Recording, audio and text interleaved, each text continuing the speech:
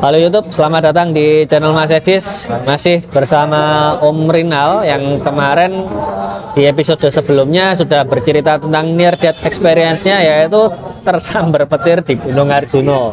Nah, itu kan serangan dari udara ya. Sekarang Om Rinal akan menceritakan kisahnya dulu pada saat mendaki dapat serangan dari dalam bumi. Mau tahu keseruannya, simak terus video ini. Mampir juga ke channelnya Om Rinal, Imajinalsi ya. Imajinalsi, Instagramnya juga Imajinalsi. Nanti kalau bingung-bingung tak tulis di deskripsi atau di komentar nanti linknya seperti apa kayak gitu. Nanti main-main ke sana, subscribe aja, tonton juga semua videonya. Dan nantinya konten selanjutnya dari Om Rinal ini adalah mendaki bersama pendaki era tahun 70-an. Pasti wes sepuh berarti ya? Iya. Umur berapa berarti kira-kira sekarang? Kelahiran 50-an. Kelahiran 50-an, berarti wes 70-an gitu Iya. sekarang umurnya. 60-an lebih. Rencana mau naik kemana itu? Kalau pengennya mereka sih ke Arjuno. Oh, ya semoga aja lancar itu. Semoga udah buka juga ya. Semoga udah buka. Masih belum buka kan sampai sekarang. Dan semoga umur segitu masih boleh. Jadi kalau mau pengen tahu keseruannya kayak gimana, bagaimana perjuangannya Om Rinal mendampingi yang sepuh-sepuh. Kalau dulu mungkin mereka yang mendampingi sampean ya, tapi sekarang kebalik.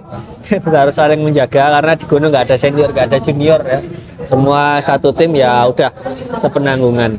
Nah, kembali ke ini topiknya yang akan kita bahas, pengalaman tentang hampir mati yang kedua kalinya apa pertama ini dibandingkan yang kesambar petir? Yang kedua kalinya. Kedua kalinya. Kalau yang Arjuno itu kan pengenalan itu ya. Waktu diklat itu. Pengenalan divisi Gunung Hutan ya. Kalau yang ini udah kegiatannya divisi Gunung Hutannya.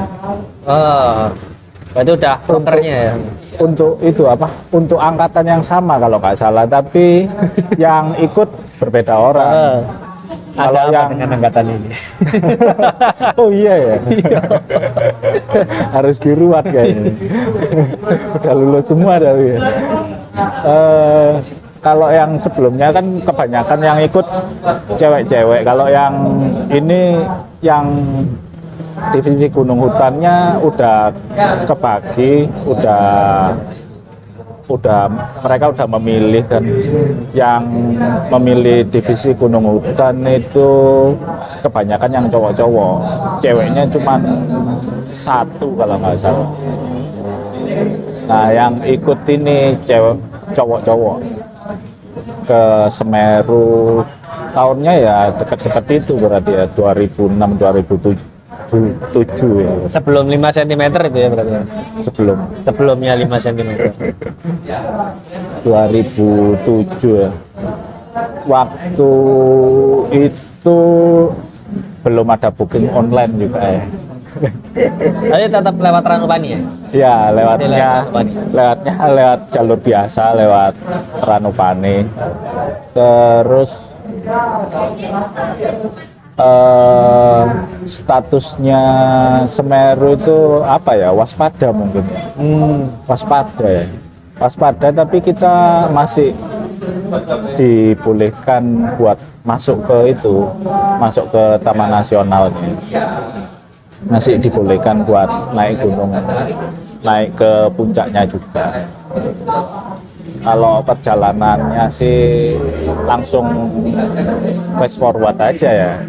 Kalau perjalanannya nggak terlalu signifikan juga ceritanya, langsung sampai ke kita nginap di hari kedua berarti ya, nginep di Kalimati. Jadi malam pertama langsung di Kalimati itu? Malam pertama kayaknya Kumbolo biasanya. Berarti ini hari kedua menuju malam kedua. Malam kedua kita nginep di Kalimati. Oke. Mau hari ketiga berarti ya? Hari ketiga. Itu malam-malam di Kalimati. Di Kalimati kan tahu sendiri kita bisa langsung melihat puncaknya Semeru dengan jelas tanpa tertutup apa-apa lagi kan dari Kalimati itu. Nah itu waktu masih eranya foto itu kita foto itu cuman pakai kamera film ya, jadi belum ada kamera digital ada sih, tapi pakai tustel namanya zaman dulu. pakai SLR sih, SLR tapi bukan yang digital. Kita udah pakai SLR soalnya emang kalau di Dimpa juga dikasih materi fotografi juga, saya juga ikut organisasi fotografi juga kan. Jadi saya malam-malam di Kalimati sambil ngeliatin Semeru sambil moto-moto malam-malam. Nah itu kelihatan pijarnya dari Kalimati itu benar-benar kelihatan merah-merah. Ya tahu sendiri kan malam, terus ada pijar, ada batu-batuan pijar gitu, kelempar-lempar gitu dari Jonggring Salokonya sampai kelihatan. Terus saat itu saya sama temen seangkatan saya, namanya Reza, saya bilang, gimana ini Zah, keadaannya seperti itu, kelihatan banget pijarnya malam-malam, jadi naik nggak ke atas besok subuh? Terus dia jawab, ya udah naik aja gitu. Ini sorry tak potong, aktivitas pijar itu normal nggak sih untuk Semeru? Malam-malam bisa kelihatan pijar? Nggak normal. Nggak normal ya? Nggak normal, dan kita dibolehkan naik. Nah itu kan kalau sekarang mungkin udah nggak boleh naik kali ya. Kalau dulu seingat saya itu yang di Kalimati itu cuman rombongan kita, nggak ada rombongan lain lagi. Tapi satu gunung nih ya cuman anak Dimpa itu? Iya, cuman dikit yang ikut, nggak lebih dari 10 orang paling. Kita lagi latihan ke Semeru buat ekspedisi anggota mudanya. Ya artinya kan ini bisa jadi warning untuk yang lain, ketika di Kalimati malam-malam kelihatan pijar berarti udah turun aja gitu. Oke, kita lanjutkan. Subuh berarti tadi. Nah, karena udah memutuskan buat naik ya, kayaknya paling besok-besok juga nggak sampai gitulah itunya letusannya gitu. Paling besok-besok udah selesai gitu. Akhirnya ya sama kayak naik Semeru pada umumnya, kita berangkat tengah malam ya, atau hampir subuh gitu ya. Jam 2 ya, jam 1, jam 2 paling. Nah udah kita naik sampai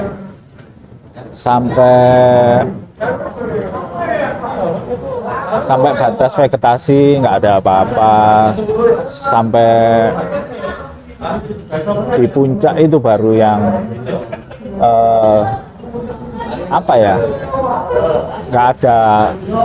belum ada pijarnya sih. Masih biasa-biasa aja letusannya gitu. Terus yang kejadiannya itu ya, hubungannya sama yang kamera SLR tadi. Saya selalu memastikan kalau hitungannya kalau di puncak itu kita harus pakai film yang baru biar bisa dapat foto yang banyak kan. Nah itu saya sedang mengganti. Ini kita udah sampai di puncaknya ya.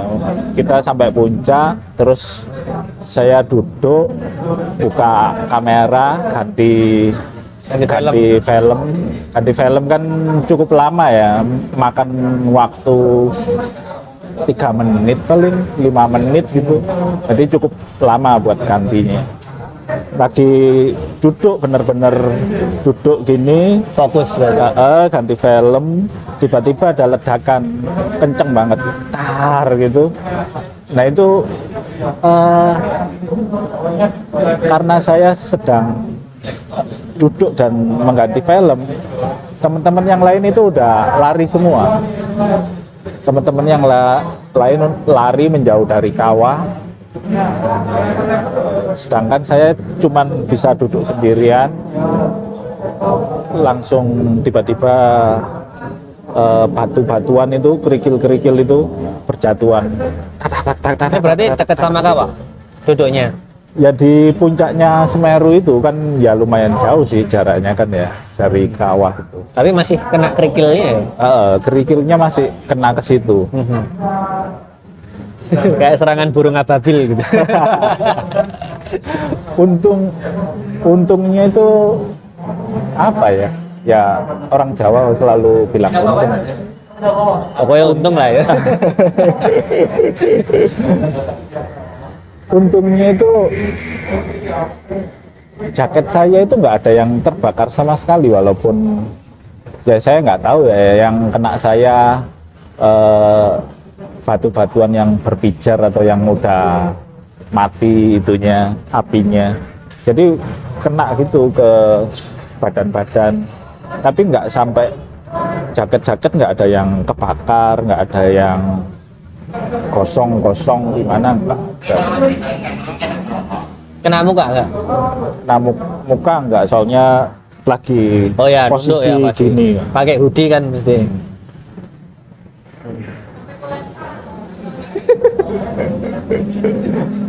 Itu nggak sadar berarti kalau ada ledakan, atau sudah sadar tapi nggak bisa ngapa-ngapain karena shock? Bukan karena shock, karena posisi ya. Nggak bisa ngapa-ngapain karena posisi. Saya bener-bener duduk, kaki saya selonjor gini, bukan yang jongkok gini langsung bisa lari, berdiri bangun langsung lari, nggak bisa. Berarti bukan telat reaksi ya, tapi karena memang posisinya nggak memberikan keuntungan untuk bisa nendang kabur. Tapi setelah ledakan itu anak-anak kembali lagi dan ketawa-ketawa lagi. Innocent ya. Udah ketawa-ketawa lagi. Udah kayak nggak ada apa-apa gitu. Tapi ledakannya ya cuman sekali itu. Ledakannya sekali itu, dan iya, cuman sekali itu, nggak ada ledakan lagi. Itu di kondisi waspada ya statusnya ya. Apakah pada saat itu kemudian rombongannya Om Rinal turun statusnya naik jadi siaga, apa tetap masih waspada? Kayaknya nggak ada penutupan sama sekali setelah itu, tetap buka-buka aja. Masih status waspada ya, berarti unpredictable ya itu ya. Iya. Dari seismografnya juga kan mestinya ketahuan kan ini kalau mau ada ini, akhirnya dicegah, makanya kita ada status waspada, siaga sama aman itu kan berdasarkan itu. Sudden attack berarti. Tapi nggak nggak ada susulannya gitu ya. Susulannya nggak ada. Gempa gitu nggak ada. Gempa nggak terasa juga. Kalau yang abu itu masih ada abunya. Kalau yang kerikil-kerikil kayak gitu yang berpijar itu kayaknya nggak ada, atau habis waktu malam-malam kemarin ini. Habis itu langsung turun atau masih di situ? Foto-fotoan dulu, habis itu seolah tidak terjadi apa-apa gitu ya. santuy live.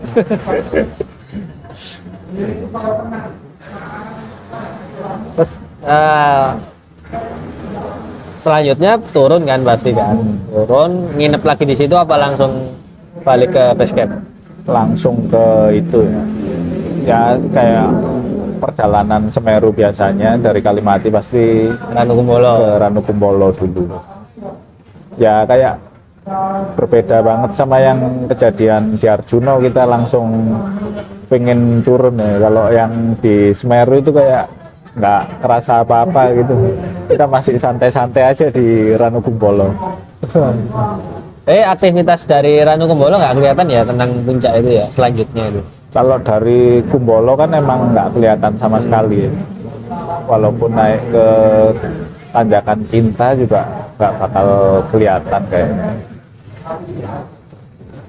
Waktu ledakan itu suasananya gimana? Teman-temannya teriak-teriak atau apa meso-meso langsung semuanya Melayu atau lari? Kalau nggak salah itu mereka teriak sambil lari itu teriak itu apa? Gunungnya meletus gitu. Mereka ya lari menyelamatkan diri sendiri ke jalur turun itu, tapi nggak sampai turun. Ternyata nggak sampai situ apa lontaran materialnya. Tapi nggak ada gempa-gempa gitu waktu ledakan. Kalau hanya suara aja terus. Kalau gempa sih nggak ada. Kalau suara ya seperti Semeru ledakan biasanya gitu. Ya kadang kayak kadang cuman gitu aja. Berarti benar-benar nggak ada yang dirasakan untuk memprediksi hal itu bakalan terjadi gitu. Misalnya ada tanda-tanda alam. Biasanya kan kalau mau ada gunung meletus kan lihat di TV kan gempa dulu blar gitu kan. Ini nggak sempat ada itu berarti ya. Tahu-tahu push gitu. Nggak ada ya. Tiba-tiba ya ngelihat batu berterbangan gitu tiba-tiba. Batu. Lah kok arahnya ke sini gitu. Iya ya, nggak ada tanda-tanda. Suara-suara ya. itu ya ada. Nggak ada. Ya tiba-tiba gitu. Atau burung-burung berterbangan gitu. Nggak ada loh. Benar-benar dadakan semua ya. Untungnya kerikil ya. Untungnya kerikil bukan. Kan di Semeru ada batu yang gede-gede banget badannya. Ya. Itu viral lagi tuh di antara organisasi enggak? Kalau itu enggak, soalnya kan yang berangkat cuman anak Dimpa semua. Tapi pulang pasti jadi rasan-rasan ya.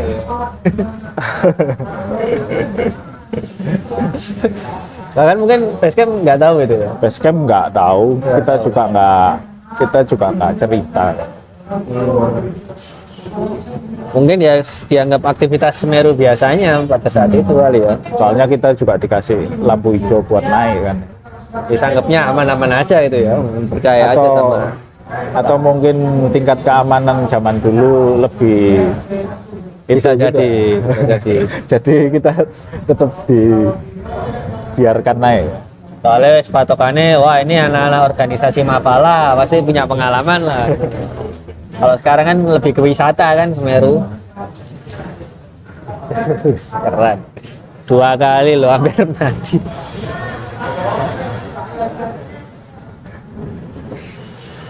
Tapi nggak kapok ke sana lagi. Enggak sih, setelah itu juga masih ke sana. Terus apakah ke sana yang selanjutnya menunggu momen kapan ini meledos tak foto batu-batu. Nah, itu harusnya bisa jadi momen yang bagus ya kalau ada. Kalau viral ya pasti. Moto batuan pijar dari Kalimati kayaknya seru. Tapi itu jarang banget ya. Udah pasti dilarang kalau sekarang pasti ya. Pasti dilarang. Bisa ngefoto dari Jemplang itu mungkin masih kelihatan kalau Jemplang. Nggak tahu sih. Kawahnya madep Jemplang ya? Kurang tahu. Madep ke Pronojiwo paling ya. Yang sekarang meletus kemarin terakhir kali itu. Keren. Jadi teman-teman yang bisa kita ambil pelajaran itu yang pertama kita harus ngerti status gunung yang akan kita daki. Kalau misalnya masih aman ya aman-aman aja.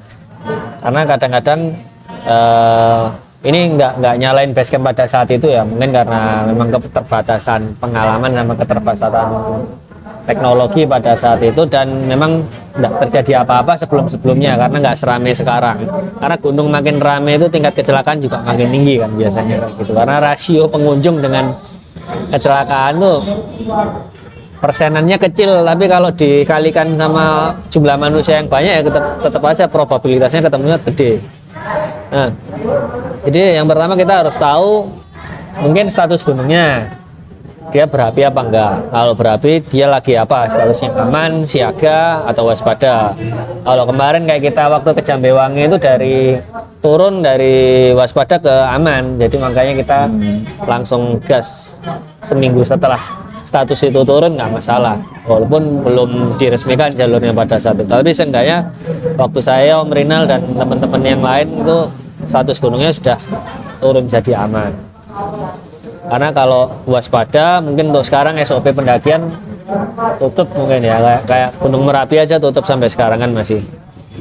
Kemudian kenali tanda-tanda alam. Kalau memang ada hal yang nggak wajar kayak melihat lava pijar itu udah harus evakuasi itu. Nah, mungkin jiwa muda Ya sih dulu ya, tertantang tertantang. melihat hal seperti itu. Kalau di usia segitu ya wah ini mulai aku bisa jadi jagoan nih gitu. Kayak gitu kan, apalagi saya diceritakan ke junior aku biar lele tahu sambar petir, tahu kebelodosan gunung tahu. Kan jadi seru kalau ngobrol sama junior kayak gitu. Tapi mungkin kalau di usia sekarang menganggap itu mental yang keliru apa enggak itu kira-kira?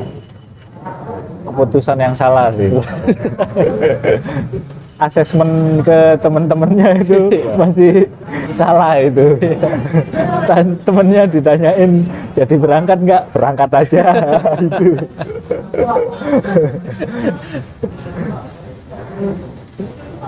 Jadi kayak gitu teman-teman, sudah sampai situ cerita deh. Ya. Yes, lumayan lah, 2 cerita yang sungguh sangat menginspirasi sekali.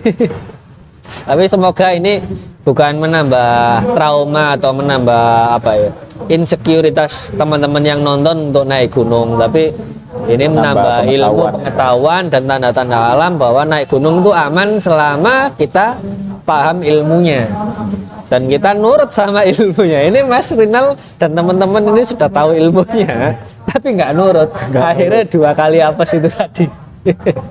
Jadi disiplin itu perlu ya, disiplin kayaknya, disiplin sama tanggung jawab, dan kita dewasa dalam menghadapi segala apapun yang terjadi itu sangat diperlukan mindset kayak gitu. Nah, bagi teman-teman yang punya cerita near death experience, terserah mau di pendakian atau di kehidupan sehari-hari, pokoknya yang mendekatkan diri pada Tuhan. Kejadian yang mendekatkan diri pada Tuhan, dekat-dekat malaikat Israel udah nyenggol-nyenggol, maringin. Nah itu monggo nggak bisa DM saya, nanti kita akan tampilkan di konten-konten segmen near death experience ini. Karena ngapain orang lain yang harus ngalami sendiri gitu loh, kalau kita bisa dengar cerita dari orang lain, kita pakai pengalamannya. Karena balik kata orang-orang, guru yang paling berharga adalah pengalaman. Nah, pengalaman itu nggak harus kita alami sendiri, bisa kayak pengalamannya Om Rinal, terus Nabil yang kemarin kesasar sama kebakaran malah kemarin di Penanggungan itu. Jadi bagi yang mau berbagi ceritanya dipersilahkan sekali. Oke, terima kasih telah menonton, sampai ketemu di konten kami selanjutnya.